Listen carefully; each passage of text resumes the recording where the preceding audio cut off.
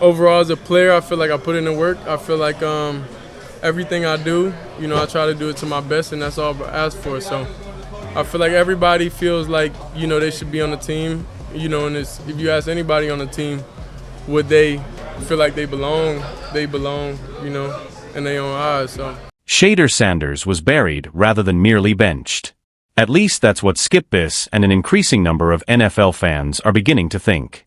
It wasn't simply another poor preseason showing that occurred in Cleveland. This seemed different, more deliberate, as if someone intended Shedeur to fail. Consider this. After a successful debut, you, a gifted young quarterback and the son of an NFL legend, are thrown into a game with backup receivers and third-string blockers without any prior notice.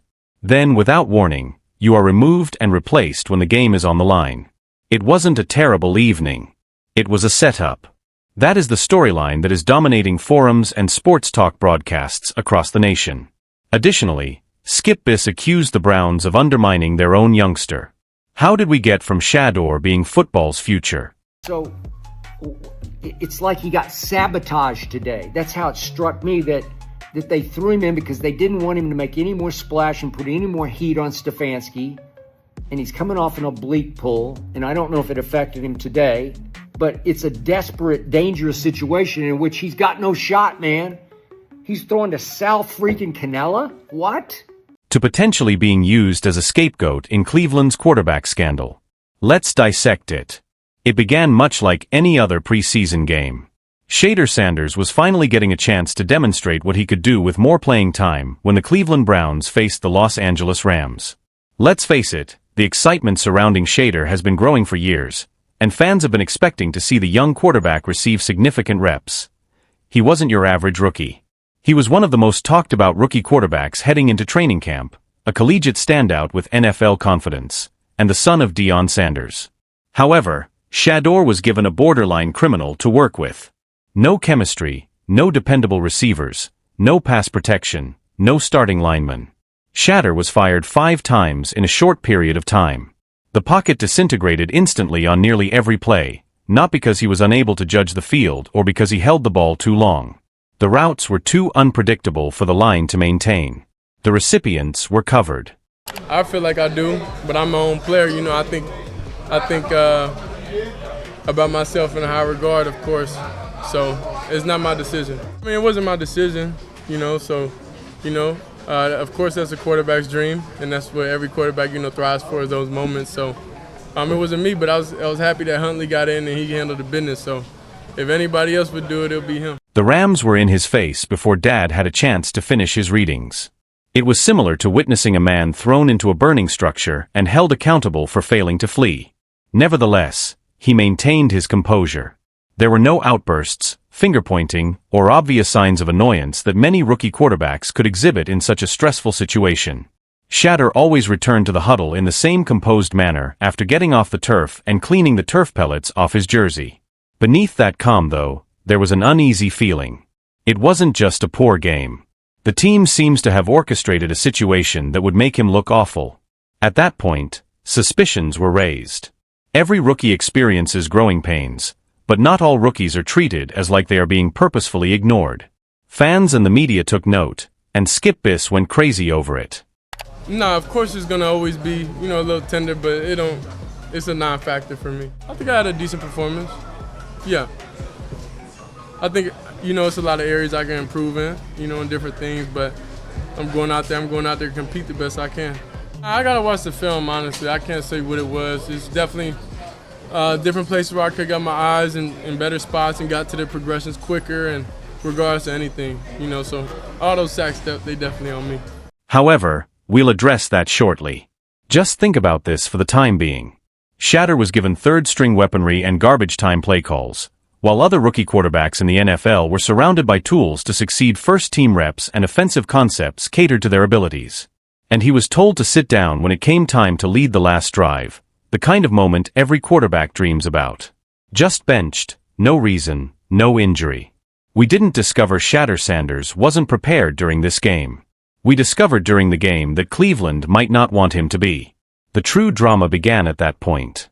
Because what transpired next seemed more like a statement than a football decision if Shedeur was hoping to secure the QB2 or perhaps QB3 position. However, Skip Biss realized something wasn't right as soon as he saw it. After the game, he said something that caused things to blow out. Most rookie quarterbacks are put to the test during the NFL preseason, but they are also encouraged. Coaches place these young players in the best spots because they want to see what they can do. It was the one ball he did come. He was 3 out of 6, but he got sacked 5 times because he's hanging on the ball trying to make a play, and nobody can separate. Looked like the Rams were playing some second teamers. That Engel kid is just guided missile, and it looked like they had more talent on the field than certainly Cleveland had in the offensive line and in the receiver core that was on the field with Shedeur. And he's waiting, and he's looking, and he's drifting, and I got it, and that's a knock on him in college. But you got to give him something to work with, because in his position as you could say the 5th string quarterback, I don't know, maybe he's the 6th string. I don't know what he is. They provide them with a strong offensive line, a few dependable weapons, and play calls that are tailored to their skills. However, none of those occurred with Shedeur Sanders. Shedeur didn't appear to be ready to shine from the first picture. He was meant to falter. The field was not intended to be stretched by the plays. The underlying ideas were uninteresting. Nobody on the field appeared to be able to establish separation, and the protection was essentially non-existent. It seems as though they assembled all of the players at the bottom of the roster and simply said, "Good luck, kid." However, things get worse. The head coach of the Browns, Kevin Stefanski, has previously come under fire for his conservative play calling. In this instance, however, followers are challenging not just his choices, but also his intentions. Some people think Stefanski was never really assessing Shedeur because there are 5 other quarterbacks on the depth chart and a job on the line. He was avoiding a conversation by simply moving pieces on a chessboard. Concealing controversy because, let's face it, Shedeur wasn't meant to look good. While veterans like Tyler Huntley and Joe Flacco filled safer, more dependable positions, he was expected to remain silent. Yeah, I didn't know I was out. Okay. Yeah, I didn't know. I was on the bike, I was powering up. I was powering up for that 2-minute drive because, that's just a situation every quarterback dreams for. That's many situations I've been in before, and I thought I was in. So then he told me I wasn't in, and I was like, okay. I think overall it was great. I think every day is a new day. Every day you learn different things, and there's definitely life lessons, you learn out of every situation. So I'm coming out training camp and everything, happy that I got the opportunity. Nevertheless, he was notable not just for his actions on the field, but also for his ability to cope with pressure. Shedeur did not disparage coaches in his post-game interview. The lack of firearms didn't bother him. Rather, he stated, "I just try to do everything the best I can. I put in the work." In just one line, he demonstrated greater leadership than some players who had been in the league for 5 years. However, the staff didn't think much of him since Shedeur was pulled off the field when it counted most, despite standing tall through 5 sacks and a disorganized offensive game plan. 2-minute drill, 4th quarter, game on the line. Powering up on his bike, Shedeur believed he was returning. It wasn't just a football play when Stefanski approached and said, "Nah, you're not going. Tyler Huntley's going in instead." That was a message from a coach. The plan does not include you. And if viewers were perplexed, angry, and irritated as they watched it happen in real time, hold on till they heard what Skip Biss had to say. Because it wasn't only an analysis when the entire tale debuted on Undisputed. It was a serious charge. A take so unvarnished that people stopped scrolling and began conversing.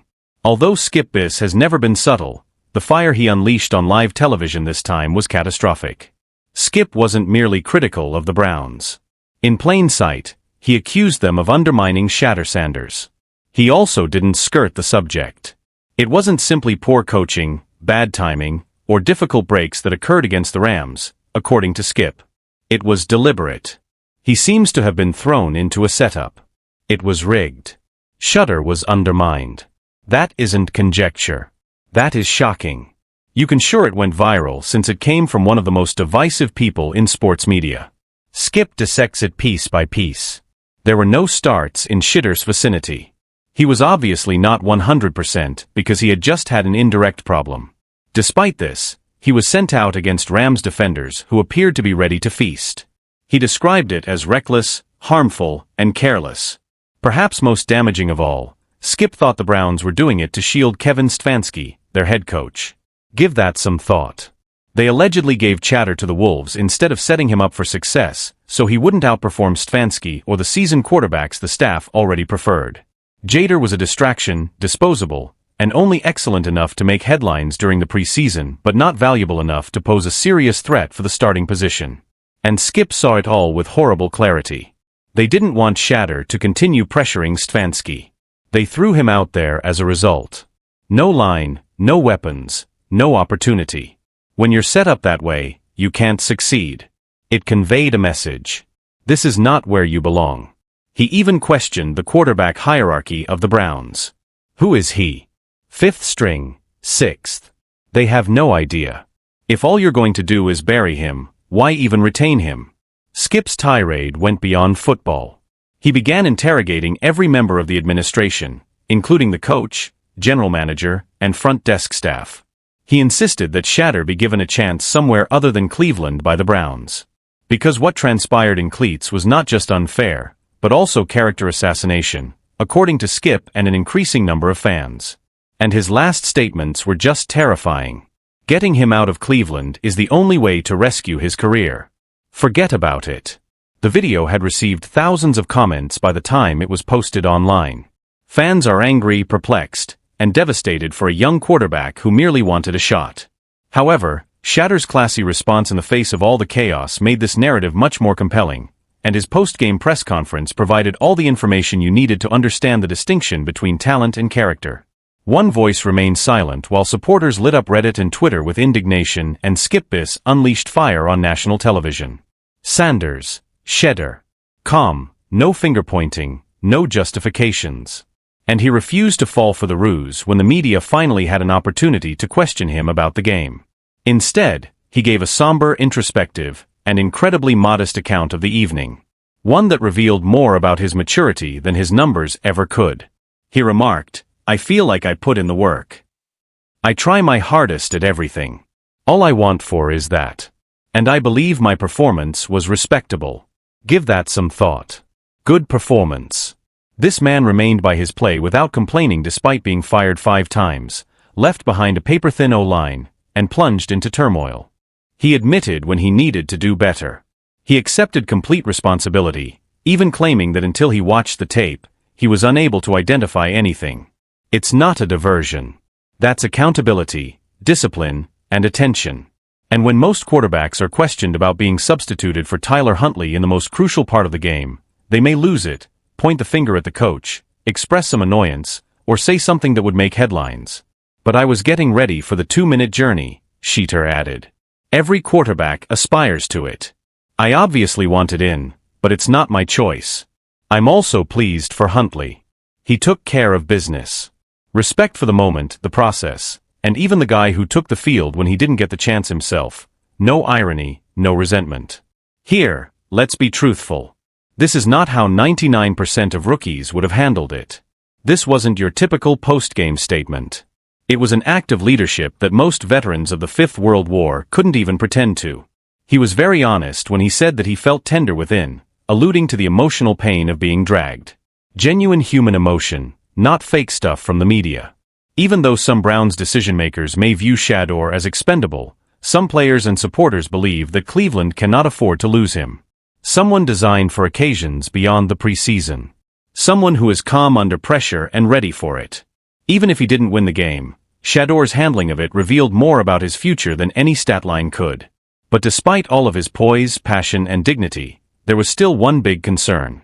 Was it too late already? Shedeur was no longer merely battling for snaps because of the way things were going. He was fighting for his place on the team. Let's just say that nobody understood how packed and politicized the Browns' quarterback room is. Shedeur Sanders might still have a lot of potential to grow if he were on almost any other NFL team. However, he entered a quarterback battle zone in Cleveland. Let's dissect this. Deshaun Watson, a $230 million guaranteed commitment from the Browns, is at the top of the chart. Unquestionably their franchise guy, at least on paper, but a lightning rod for controversy. He's not leaving. One place is locked. Joe Flacco, a 40-year-old former Super Bowl MVP and journeyman who has been clinging to relevance by playing the experienced veteran card, is behind him. Cleveland has faith in him because he is reliable, safe, and NFL-proven. Tyler Huntley, a tenacious quarterback with prior starting experience and just enough mobility to keep the coaches interested, is next in line. He is competent, affordable, and above all, he won't cause a stir. Then there is Kenny Pickett, the former draft pick of the Steelers who has a lot of baggage, unanswered questions, and ailments. He is a project of reclamation. The team invested in him despite his lackluster performance because they thought he may succeed. One of the greatest bombs released this off-season makes things worse. Dillon Gabriel, a young dynamic quarterback who some executives think could be the future, was selected by the Browns in the draft. And here's the thing, in the same draft, he was selected more than 50 slots ahead of Shedeur. That means that 5 quarterbacks are either statistically superior to Shedeur or already locked in. What does that mean for him? If he's fortunate, buried 6th string could be practice squad material. Furthermore, this is more than just a skill problem. It's a question of politics, optics, and who we invested in. Shedeur was not selected early by the Browns. They didn't construct anything around him. The media didn't promote him. And now they lack the space and the courage to give him a chance.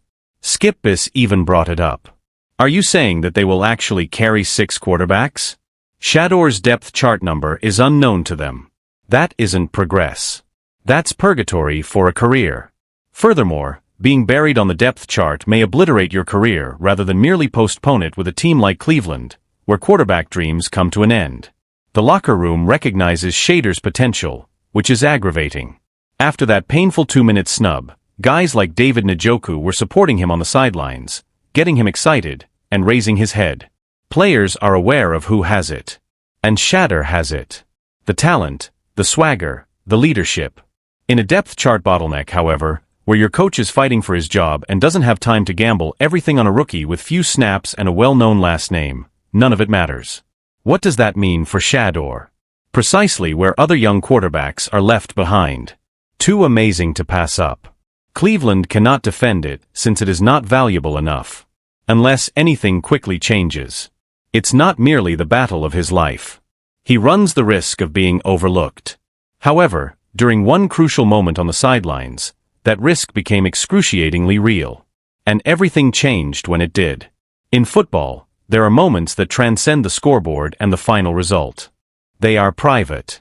This one was very painful for Shedeur Sanders. The 4th quarter has begun. The clock is running out of time. For what might have been the game's last 2-minute drive, the Browns regain possession of the ball. The kind of moment that all quarterbacks long for. Pressure. The lights are on. Create something from nothing. Sure. He was prepared for that. He was literally riding the sideline bike, focused, locked in, and getting ready to launch a fast-paced attack. Then all of a sudden, something was different. Silently approaching, head coach Kevin Stefanski breaks the news. Shedeur won't enter. Tyler Huntley has no injuries, no explanation. It was a snap choice that seemed to have been decided long before the ball was ever kicked off. Shedeur Sanders was abruptly removed from the one opportunity to alter the course of events. Here, let's be honest. This was more than just a coaching choice. It seemed to be a very public message. The plan does not include you. It was captured by cameras. Fans witnessed it. Even teammates responded. For a while, Shedeur reclined on the bench with her head lowered. And viewers were affected differently by that little element. It appeared to be something that every player dreads, not because it was dramatic. Complete reaction. Additionally, Skip Bayless went crazy on live TV as it devastated people on social media. He stated it directly. That was an act of humiliation. He wasn't merely benched. They desired to impart a lesson to him. It was a political matter. It was a success. According to the hypothesis, Stefanski didn't want to take a chance on Shedeur making a big impression because if he managed a game-winning drive with third stringers, there would be a lot of awkward questions in the locker room. How come this guy doesn't play more? Why is this child earning his moment every snap while Flacco, Huntley, or Gabriel are given opportunities? Another headline was not what the Browns wanted. They desired authority. However, they failed to notice how that one instance set off a much larger one. Because the entire internet applauded Shedeur, even though he didn't do so in the media.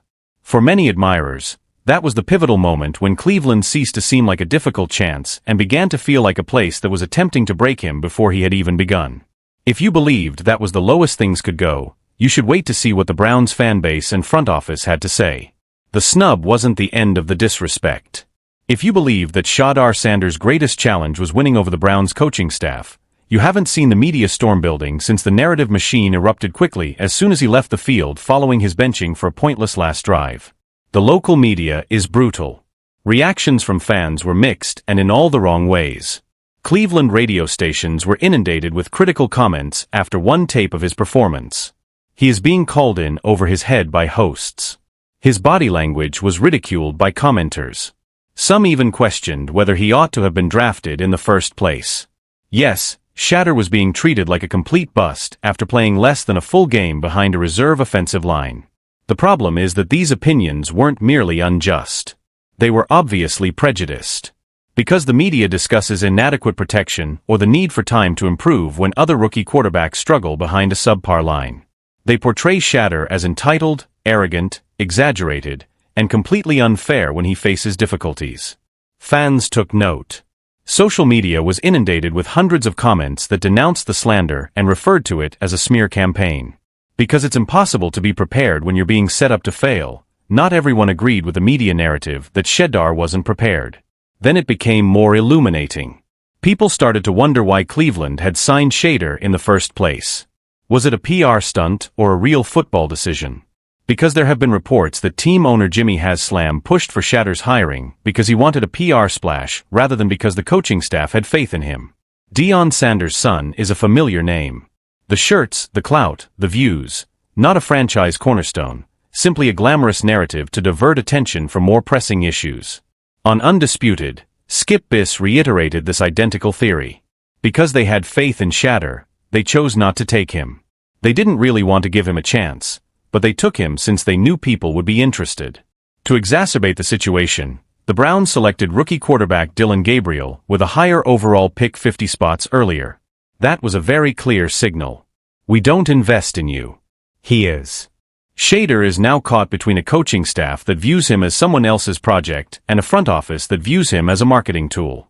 He is not a priority, yet he is viewed as a threat. The worst thing is that Cleveland's media and fanbase supported it, making fun of his remarks, downplaying his skill, and refusing to accept that no quarterback would have been successful in those circumstances.